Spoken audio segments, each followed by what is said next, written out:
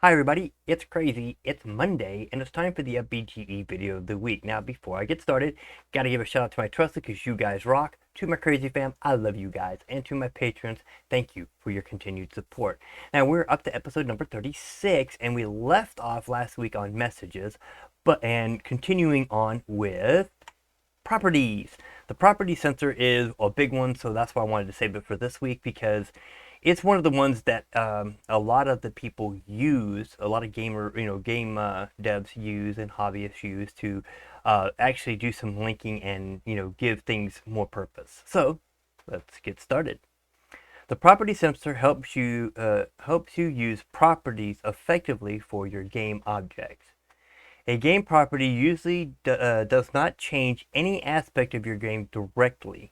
See the note expressions. Okay, to learn more about that, I guess.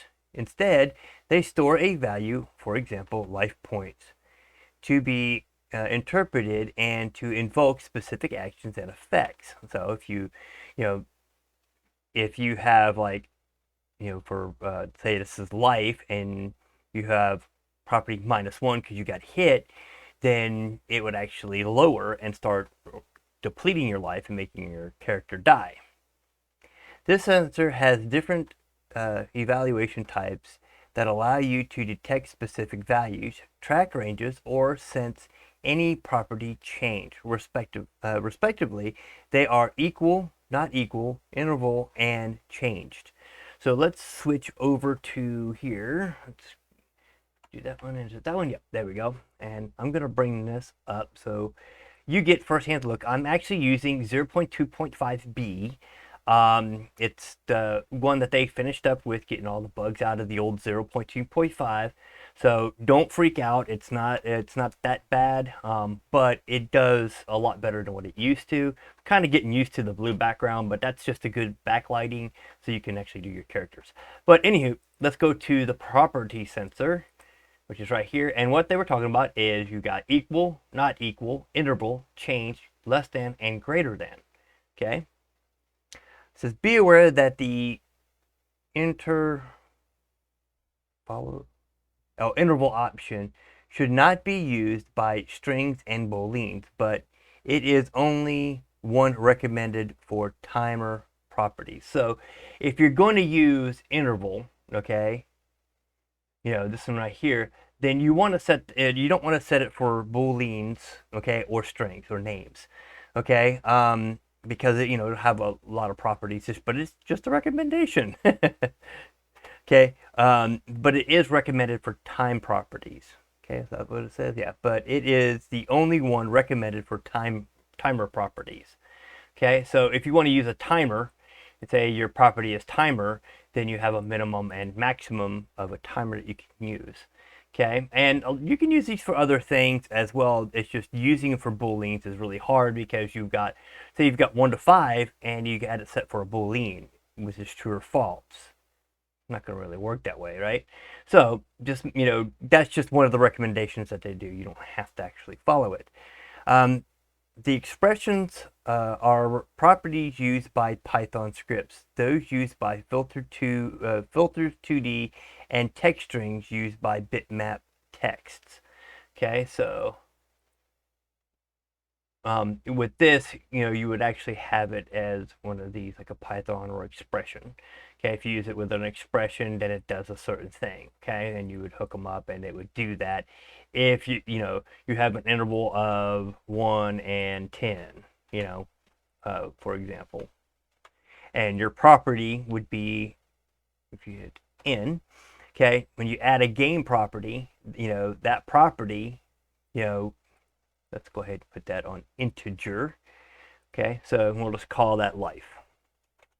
Okay, so then when you come over here, you hit that, guess what? Now life between 1 and 10, okay, so an interval between 1 and 10. So you might have it trigger something between 1 and 10 life that you're getting ready, your character, gets extra burst of speed or something like that for 10 seconds. You can actually use stuff like that. Okay, expressions. Instead of direct values, you can use an expression in the value field for the sensor. Take a look at the controller expression for more details. Okay. So these are your controllers. Okay. Yeah, that's what they're talking about is here. I don't think they have an expression. No, they do not have expression in sensors. So you would actually put, if, life is, let's see, less than or equal to 10, oops, I'll put 19, 10, then you put colon. And then this would happen if it was in between that. Okay, so, all right, so now we're going on to controllers. Now we're finished off with sensors. We just did all the sensors, Ray, random, all these sensors. We did them, every one of them. A couple of them we didn't do was movement, which is odd. But like I said, this is just a way to get y'all used to using logic bricks. Okay, let me put my end panel back down. Okay, so now we're on to controllers. Controllers don't do much for themselves without, or sensors don't do much for themselves without controllers. As explained in the architecture section, controllers are the central piece of logic bricks because all events pass through them and well as the actions of the game. Yet they are simple to understand and use. For games using only logic bricks, you will be using one or two types of controllers. Most of the time. Indeed, until a few Blender versions ago, we didn't have more than 4 kinds of controllers, and which is and, or, and I believe expression in Python. They put the XOR and NAND OR in there, I believe. In this section, the expression controller deserves special attention due to the possibilities that it brings. The Python controller, on the other hand, is the shining star of another section of the book, as it reveals a world of complexity and promises. It can be skipped for now and revised once you get to chapter 7. So we're going to go ahead and not worry about Python, and I believe it says it needs special attention, so it'll probably get its own little thing. So we'll probably more likely talk about the and, or, NAND, NOR, XOR, and XNOR controllers. Okay, using states as organization layers. The controller state system was designed to help in building advanced state machine systems, but as it turned out, it works great as a way to organize your logic bricks. You can use different states as layers to group controllers and their linked sensors and actuators. The initial state of a controller needs to include all states you set, but while working, you can alternate the visibility states to show only a small parcel of them at a time. Okay, so that's this little dot, this little plus right here. And as you see, you got your visible and your initial. So your initial state, say you have, let's put a couple of these in, say these are your initialized states. And right now, you'd only have this one visible. But if you wanted to have all of them visible, you would put those on and it would actually do the same. Okay? That's what it's talking about. Now, for the header, which I'm assuming is just all this, okay, similar to sensors, each controller carries a unique set of information, regardless of its type. Pay special attention to the state and mark options, both unique to controllers. You will find all the options available are on their headers. So it's talking about these right here, okay? Which these have state, so you can have them on certain states, okay? Comparable where this does not. Okay, and your mark options. I don't see that, but okay. I guess they might have removed that one.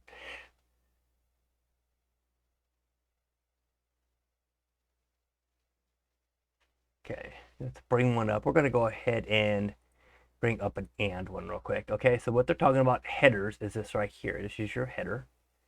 Okay, the name, which is this right here, unlike the sensors and actuators, the name here has no importance other than to keep your controllers easy to identify when not expanded. So say for example you have a Python controller, because a lot of times this will say Python, or this will say and this will say Python.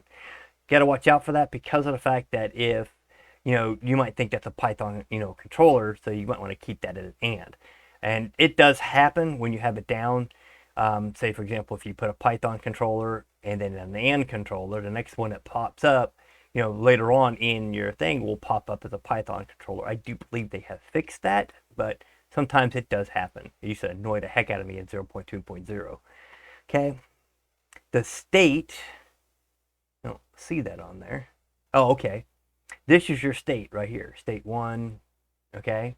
And you can change it to whatever state you want. It can go to this state way over here. So as you click it, if you come over here to states, you'll notice that you'll have to come over here to this state to see that one, okay?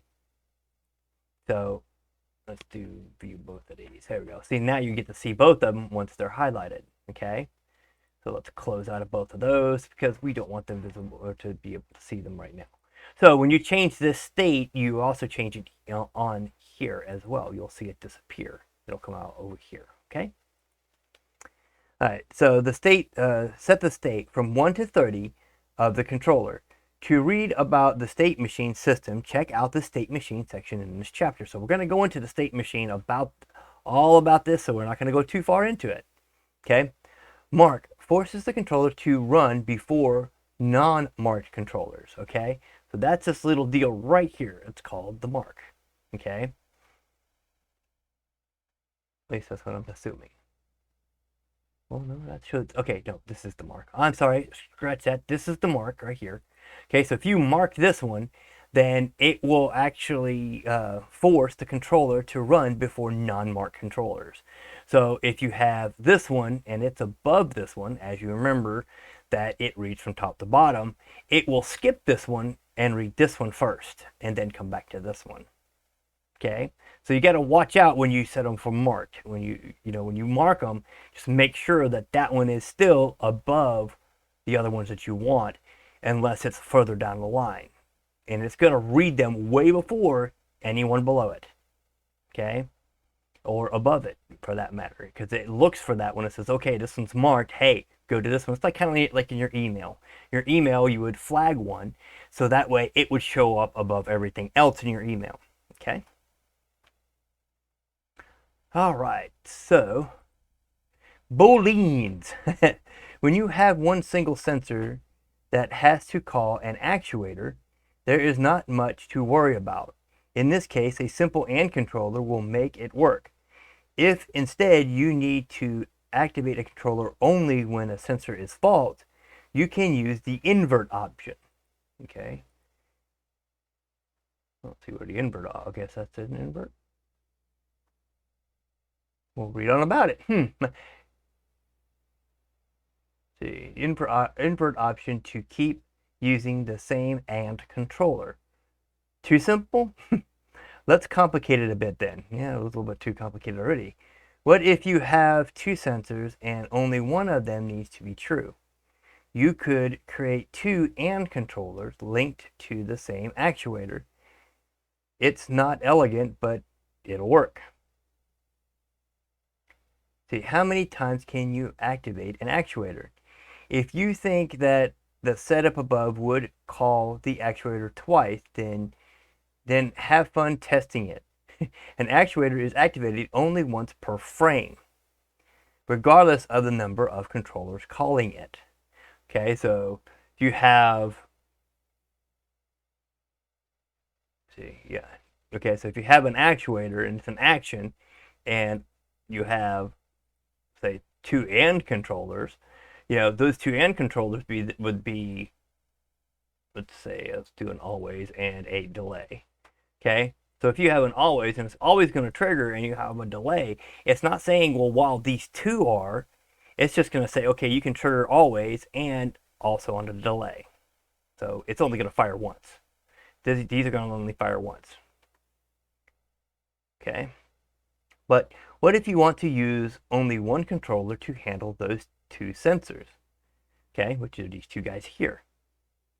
In this case, it would be the OR controller. So you would kick this one out, and you would put that one there, and you would come here, and you would go right to the OR.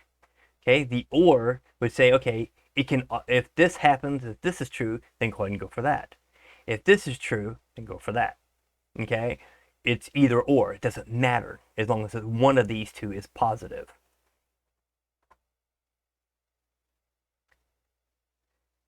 Okay, let's see.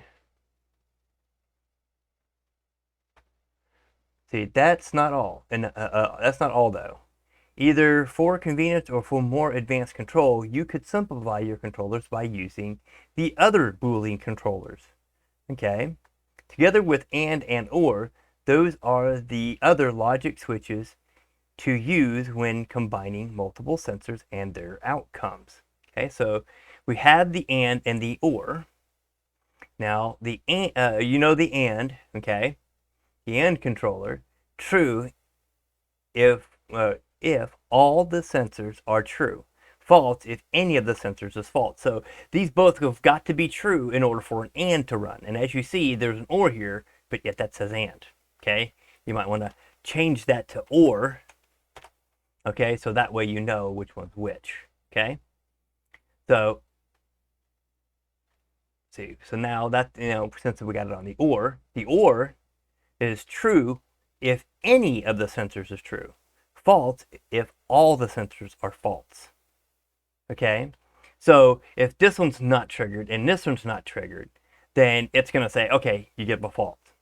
But if this one is triggered, then it's going to say true, because either one of these can go as long as there's one of them true. Okay, a NAND, true if any of the sensors is false. False if all the sensors are true. So if any of these sensors is false, okay, like say that one's false, then it will still fire. Okay, the NOR, okay, let's see, that was the NAND. This is the NOR. The NOR, true if all the sensors are false. False if any of the sensors are true. So it's kind of like a reverse AND, okay, or an inverted AND, okay. Let's see. Yeah, if all true if all sensors are false. So if both of these are false, then this is going to trigger true. Okay. And false if any of the sensors are true. So if that's true, then it's going to say it's false. So it's like that one's like a reverse OR. Okay, the XOR. I always have fun because I used to play a game called Fallout, and they actually had these little sensors in there to where you can make doors work and stuff in the game, and I thought it was kind of cool until I really delved into trying to make it work and do other kinds of things, and yeah, it gets confusing. And this can get confusing, but don't get me wrong, it can be confusing. And if you look at page 25, that will help you and just kind of like write them down so that way you'll know whenever you go to mess with these, these NAND, NOR, XOR, and XNOR, and you can, keep them next to you and figure out what's what, okay? So the XOR, true only when only one sensor is true. So it's true if one of these sensors is true. Only one, okay? False if more than one sensor is true, or if all the sensors are false. So if both of these are true, then it's going to say, it's false. Or if none of the sensors are false. So it has to be either all or one or more has to be true for it to go to false. Or both to go to false. But if you have one, then it's going to say true. Okay, now the XNOR, which is this little guy right here, true if more than one sensor is true, or if all sensors are false. Okay, so in other words, if all the sensors are false, no matter which one it is, then it's gonna rain true. But if one of them is true, it's gonna say true. False when only one sensor is true, and all the other sensors are false. Okay, actually, I'm sorry, I got that wrong. More than one sensor has to be true, or all of them false for it to trigger true. If one center is true, then it's going to say false. So I'm going to switch back over here so you can see these and reflect back to it, okay? So these are your, your AND, your OR, your NAND, your NOR, your XOR, and your XNOR. Okay, so read these. If you want to, jot them down from the book. Put them as a little sticky note next to you. That does help. I found sticky notes do really help. If you saw my desk, it's probably like covered in sticky notes. But sticky notes do help you when you're trying to do stuff, and hopefully that works out good. Woo! I went over my time. It is 20 minutes, and so I have went a little high. So we're going to end here with expression one last time. And I'm going to go deeply into that next week. So let's just switch from that. There we go. We'll come back to that. We'll go ahead and go with expressions next week. And until next time.